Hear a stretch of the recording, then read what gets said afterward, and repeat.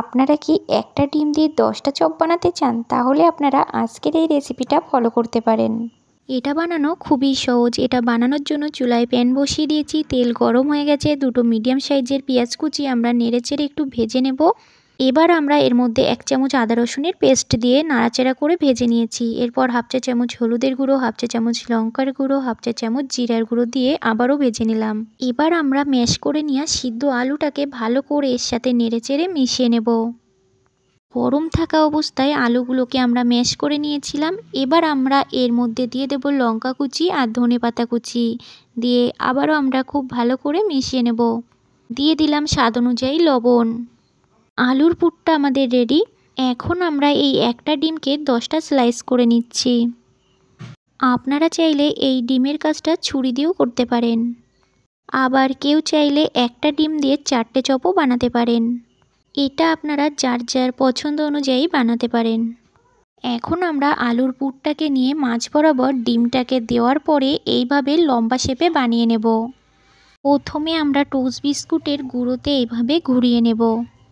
এটা হচ্ছে চিনি ছাড়া টোস্ট বিস্কুট, আমি গুঁড়ো করে নিয়েছিলাম। এখন আমরা ফ্যাটানো ডিমের মধ্যে দিয়ে এইভাবে উল্টে পাল্টে ঘুরিয়ে নেব। আবারও আমরা টোস্ট বিস্কুটের ওপরে এটাকে ভালো করে উল্টে পাল্টে ঘুরিয়ে নেব। আপনারা চাইলে এই খাবারটি 1 মাসের জন্য সংরক্ষণ করতে পারেন। আমরা এরকমভাবে সবগুলো তৈরি করে নিয়েছি। আমি এটাকে কিছুটা বক্সে করে রেখে দেব। আগে থাকতে এরকমভাবে বানিয়ে রাখলে পরে আপনাদের ঝামেলাটা অনেকটাই কমে যাবে। এদিকে আমরা তেল গরম করে নিয়েছি। এবার আমরা একটা একটা করে তেলে ছেড়ে দিচ্ছি। এই সময় কিন্তু আপনাদের গ্যাসের আঁচটাকে একদম কমিয়ে দিতে হবে। এই রেসিপিটা খেতেও যেরকম টেস্টি হবে আর দেখতেও কিন্তু ভীষণ সুন্দর হবে।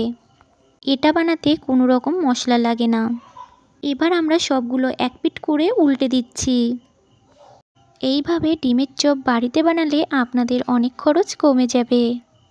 আমি যে টোস্ট বিস্কুটের গুঁড়োটা ব্যবহার করেছি সেটা কিন্তু চিনি ছাড়া যে টোস্ট বিস্কুট পাওয়া যায় সেটা ব্যবহার করেছিলাম। আপনারা চাইলে বেডগ্রামও ব্যবহার করতে পারেন। আমাদের কিন্তু ডিমের চপের দারুণ একটা কালার এসছে। এই পর্যায়ে আমরা কিন্তু তেল থেকে চপগুলো উঠিয়ে নেব। এর থেকে আপনারা যদি চপগুলো বেশি কড়া করে ভাজেন তাহলে কিন্তু চপগুলো দেখতে পোড়া পোড়া লাগবে। এখনই আমাদের চপগুলো নামিয়ে ফেলতে হবে। এই রোজার মাসে বাড়ির সকলের জন্য আপনারা কিন্তু এই জলখাবারটি বানিয়ে দিতে পারেন। এটা দেখতেও যেরকম সুন্দর আর খেতেও কিন্তু ভীষণ টেস্টি। আমি আপনাদের একটা ভেঙে দেখিয়ে দিচ্ছি এটা কেমন হয়েছে। আমার এই রেসিপিটা যদি আপনাদের ভালো লেগে থাকে তাহলে অবশ্যই লাইক, কমেন্ট, শেয়ার এবং সাবস্ক্রাইব করবেন। আজকের মতো এখানেই বিদায় নিচ্ছি।